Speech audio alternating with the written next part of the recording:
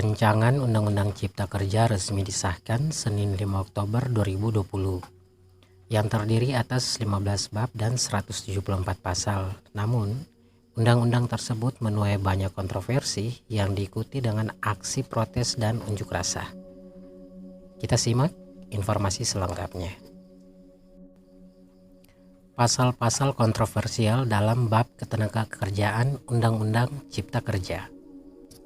Pasal 59. Undang-Undang Cipta Kerja menghapus aturan mengenai jangka waktu perjanjian kerja waktu tertentu atau PKWT atau pekerja kontrak. Ayat 4, Undang-Undang Cipta Kerja menyebutkan ketentuan lebih lanjut mengenai jenis dan sifat atau kegiatan pekerjaan, jangka waktu, dan batas waktu perpanjangan perjanjian kerja waktu tertentu diatur dengan peraturan pemerintah. Sebelumnya, Undang-Undang Ketenagakerjaan mengatur PKWT dapat diadakan paling lama 2 tahun dan hanya boleh diperpanjang 1 kali untuk jangka waktu paling lama 1 tahun. Ketentuan baru ini berpotensi memberikan kekuasaan dan keleluasan bagi pengusaha untuk mempertahankan status pekerja kontrak tanpa batas. Pasal 79. Hak pekerja mendapatkan hari libur 2 hari dalam 1 pekan yang sebelumnya diatur dalam Undang-Undang Ketenagakerjaan dipangkas. Ayat 2 huruf B mengatur, pekerja wajib diberikan waktu istirahat mingguan 1 hari untuk 6 hari kerja dalam 1 pekan.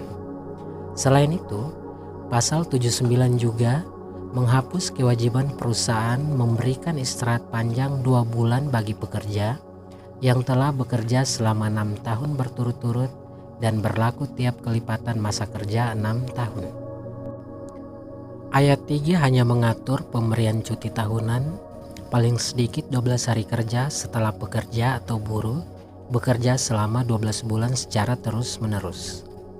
Ayat 4 menyatakan pelaksanaan cuti tahunan diatur dalam perjanjian kerja, peraturan perusahaan atau perjanjian kerja bersama.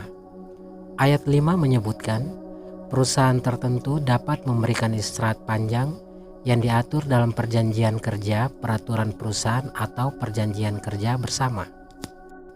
Pasal 88 Undang-Undang Cipta Kerja mengubah kebijakan terkait pengupahan pekerja. Ayat 3 yang tercantum dalam bab ketenagakerjaan hanya menyebut 7 kebijakan pengupahan yang sebelumnya ada 11 dalam Undang-Undang Ketenagakerjaan. 7 kebijakan itu yakni upah minimum, struktur dan skala upah, upah kerja lembur, upah tidak masuk kerja dan atau tidak melakukan pekerjaan karena alasan tertentu.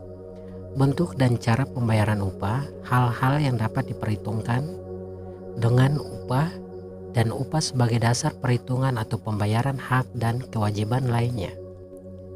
Beberapa kebijakan terkait pengupahan yang dihilangkan melalui Undang-Undang Cipta Kerja tersebut antara lain upah karena menjalankan hak waktu istirahat kerjanya, upah untuk pembayaran pesangon, serta upah untuk perhitungan pajak penghasilan.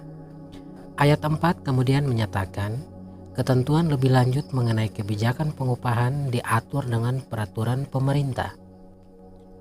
Pasal-pasal Undang-Undang Ketenagakerjaan yang dihapus. Aturan mengenai sanksi bagi pengusaha yang tidak membayarkan upah sesuai ketentuan dihapus lewat Undang-Undang Cipta Kerja. Pasal 91 ayat 1 Undang-Undang Ketenagakerjaan mengatur pengupahan yang ditetapkan atas kesepakatan antara pengusaha dan pekerja atau buruh atau serikat pekerja atau serikat buruh tidak boleh lebih rendah dari ketentuan pengupahan yang ditetapkan peraturan perundang-undangan yang berlaku.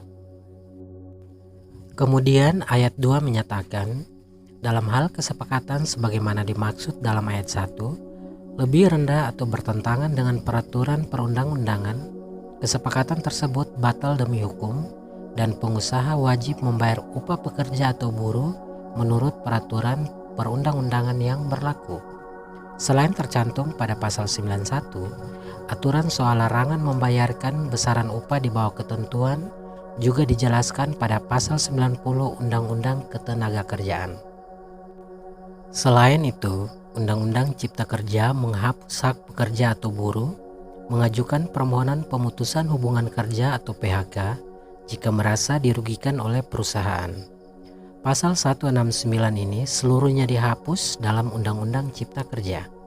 Ayat 1 Undang-Undang Ketenagakerjaan menyatakan, pekerja atau buruh dapat mengajukan PHK kepada lembaga penyelesaian perselisihan hubungan industrial jika perusahaan diantaranya menganiaya, menghina secara kasar, atau mengancam. Pengajuan PHK juga bisa dilakukan jika perusahaan tidak membayar upah tepat waktu selama 3 bulan berturut-turut atau lebih.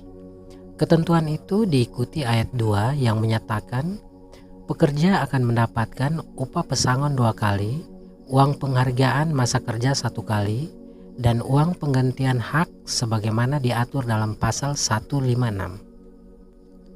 Namun, ayat 3 menyebutkan jika perusahaan tidak terbukti melakukan perbuatan seperti yang diadukan ke lembaga penyelesaian perselisihan hubungan industrial, hak tersebut tidak akan didapatkan pekerja.